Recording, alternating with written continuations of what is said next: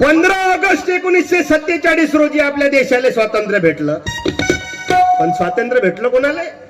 अधिकारी, पुढारी, व्यापारी न महाराज या 4 लोकांना स्वातंत्र्य भेटलं. मुठभर लोकांना स्वातंत्र्य भेटलं.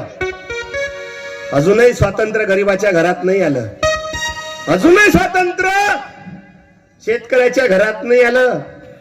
म्हणून 16 ऑगस्ट 1947 रोजी अण्णा भाऊंनी मुंबईत मोर्चा नेला.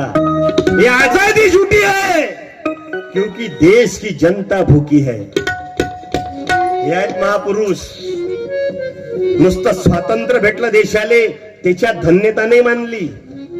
स्वातंत्र्यानंतर आमच्या देशातल्या लोकांचं काय हे चित्र ओळखलं बाबासाहेबांनी. हे चित्र ओळखलं लोकशाहीर अण्णाभाऊ साठेंनी.